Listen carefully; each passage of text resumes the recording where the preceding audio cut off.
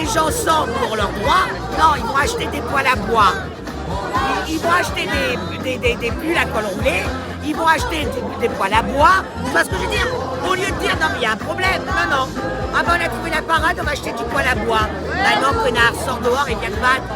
Viens récupérer ton énergie. De toutes les façons. Parce que là le coup d'EDF, on va prendre cher. Hein. Donc, tout à l'heure j'ai parlé de l'Afrique là dans ma prise de parole. Je crois que c'était important de le dire parce que ce qui se passe en Afrique, c'est quelque part un modèle dont peut-être on devrait au moins s'inspirer et au moins regarder ce qui se passe chez eux parce que les Africains maintenant ils poussent leur gouvernement à plus ou moins s'aligner sur ce que veulent les peuples. Ouais. Si les gouvernements ne jouent pas le jeu et continuent de suivre la ligne France-africaine, qui pour nous c'est celle de Davos, davosienne, eh bien ces gouvernements prennent le risque d'être renversés demain. Donc, mais bien sûr avec le concours de l'armée. Donc ceci est aussi un message à l'encontre des corps constitués, comme toujours, des hauts fonctionnaires, parce qu'ils ont une responsabilité, puisque nous voyons aujourd'hui un chef de l'État français qui normalement est censé assurer la pérennité et les intérêts souverains du peuple français, qui, en termes juridiques, déjà ne le fait pas, parce qu'à partir du moment où il consent, par exemple, à assurer les intérêts des multinationales comme BlackRock, Uber, Pfizer et d'autres, certainement en coulisses, qui sont dans les coulisses de l'Élysée, ça veut dire que pour moi, il commet une faute qui s'apparente à de l'intelligence avec l'ennemi.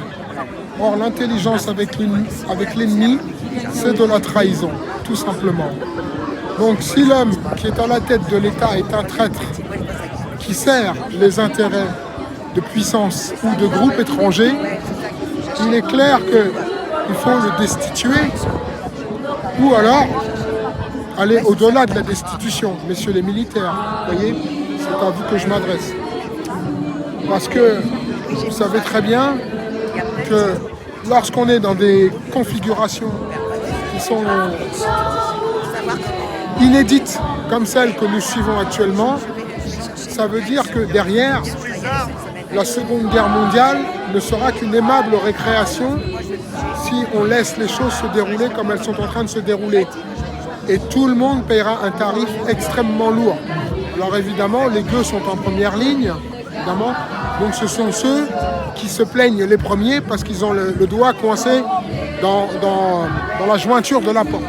Mais vous aussi, vous aurez la main et le bras coincés dans la jointure de la porte, mais il n'y aura personne pour vous aider à débloquer la porte parce que vous consentez encore à faire le service pour des gens qui nous trahissent et pire que ça, sont en train de nous sacrifier.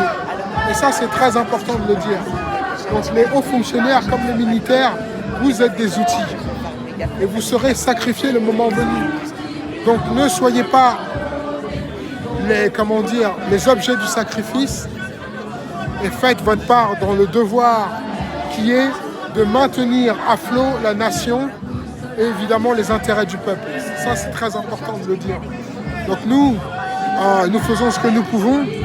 Nous essayons évidemment de rallier un maximum la masse parce que plus l'assentiment populaire est important, mieux ça vous donne une légitimité d'action.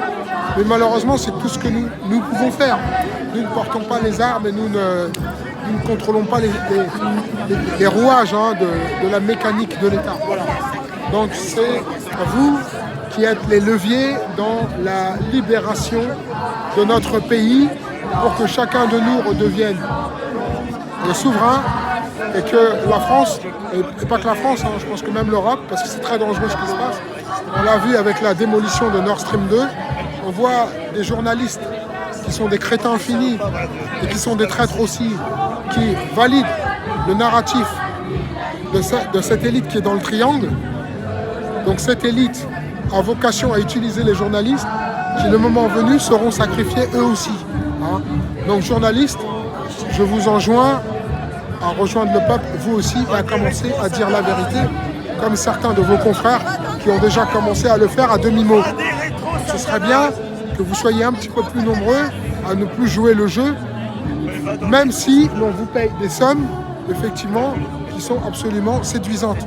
Mais face à la mort et au sacrifice, je peux vous assurer que quand on s'en prendra à vous et à vos enfants, à vos familles, cet argent que vous avez gagné et amassé ne vaudra plus rien. Voilà, ça c'est important de le dire. Parce que moi, je préfère m'adresser à ceux qui ne savent pas qu'à ceux qui savent. Oui, bien sûr. C'est un message, parce que je sais que les services secrets écoutent, la DGSI écoute, tout le monde nous écoute, on est même fichés. Si vous voulez nous tuer, venez nous tuer. Assumez que vous êtes des assassins et des criminels, mais arrêtez de parler de santé, de sécurité, parce que c'est insupportable. Et c'est une insulte à notre intelligence. On sait très bien que vous ne travaillez pas dans notre intérêt. Mais donc si vous voulez casser ma porte à 6h du matin, faites-le, abattez-moi comme un chien, mais on ne se soumettra pas. Voilà.